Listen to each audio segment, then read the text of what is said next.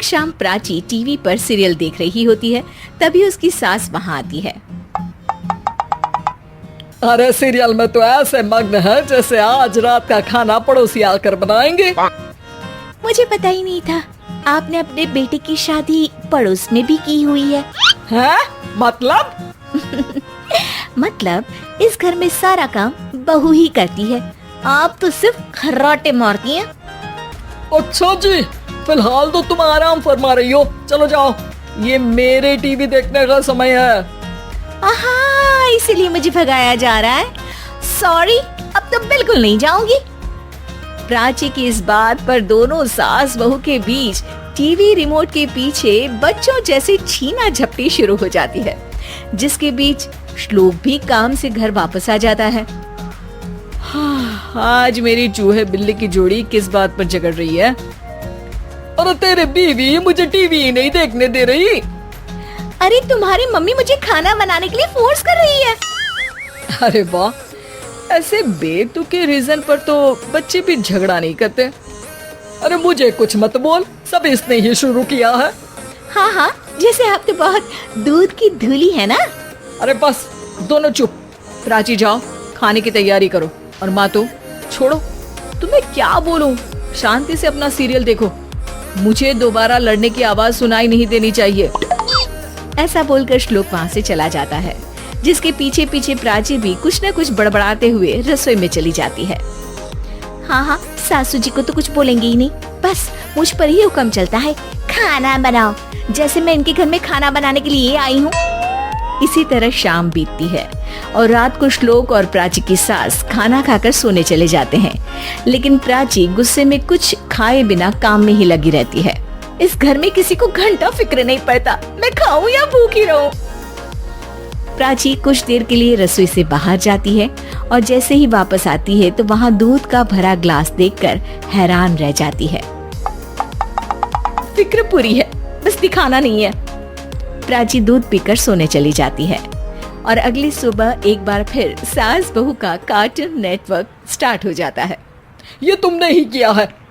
अरे अजीब जबरदस्ती है, मैं बोल रही हूँ मैंने कुछ नहीं किया। दोनों ने मिलकर पूरे घर को पागल खाना बनाया हुआ है।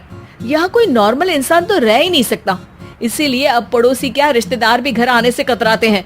और सुन बेटे, तू भी चंगा, तेरी माँ भी चंगी, तेरी बीवी भी चंगी, रिश्तेदार। हाँ जी, आपको नहीं पता क्या, गंगाधर ही शक्तिमान है, रिश्तेदार ही। हाँ हाँ, बस समझ गया। कभी जानवरों जैसे लड़ेंगी तो कभी जुगलबंदी करेंगी।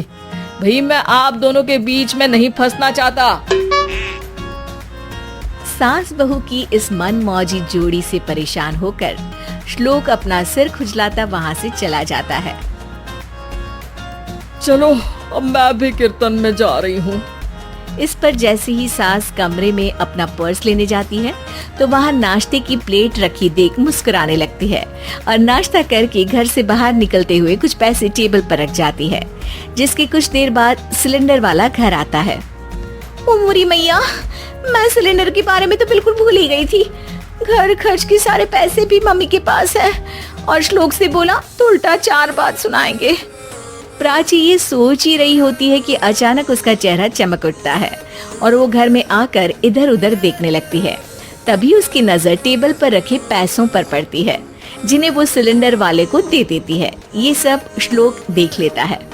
अच्छा बेटे, इतना बड़ा घोटाला, सबके सामने मैं तेरी दुश्मन और पीठ पीछे तेरी मेरी यारी। इस पर श्लोक एक प्लान बनाता है और शाम को सब एक साथ बैठे होने पर बोलने लगता है। माँ, तुम दोनों की बहुत लड़ाई होती है, इसलिए मैं सोच रहा हूँ कि प्राची को उसके घर छोड़ाऊं, इससे वो भी खुश रहेगी और तुम भी। अचानक श्लोक की ये बात सुनकर सास बहू शौक से उसकी तरफ देखती हैं। अरे ऐसे कैसे घर छोड़ाओगे, मुझे कहीं नहीं जाना। अरे तुमने बोला नहीं पर मैंने सुन लिया, तुम्हें मम्मी के साथ रहना अच्छा नहीं लगता, मुझे पता है। अरे वो अरे, जब बहू खुद कुछ काम बोले तो वो तुझे सुनता नहीं, और अब जो इसने बोला ही नहीं वो तू समझ गया। जब उसे नहीं जाना तो फिर जबरदस्ती क्यों कर रहा है? अच्छा, फिर आपको मौसी के घर छोड़ाता हूँ, बस अब आप दोनों एक घर में एक छत के नीचे नहीं रह सकती। मैं इस टॉम एंड जेरी की जोड़ी को और नहीं झेल सकता। है? ऐसे कैसे नहीं रह सकते? तुम्हें इतनी दिक्कत है तो तुम्हारा बोरिया बिस्तर पैक कर देती हूँ, लेकिन मम्मी जी कहीं नहीं जाएंगी। बिल्कुल यही सुनना था मुझे। अगर दोनों में इतना ही प्यार है फिर हर वक्त ये लड़ाई का नाटक क्यों करती हो? देखा मैंने कैसे माँ किचन में दूध रखती है और तुम उनके लिए कमरे में नाश्ता रखती हो, और कैसे वो पहले ही तुम्हारी दिक्कत समझकर घर में पैसे रखकर बाहर जाती है। अरे भाई, इतना ड्रामा तो डेली सोप में भी नहीं होता जितना तुम दोनों ने इस घर में फैलाया हुआ है।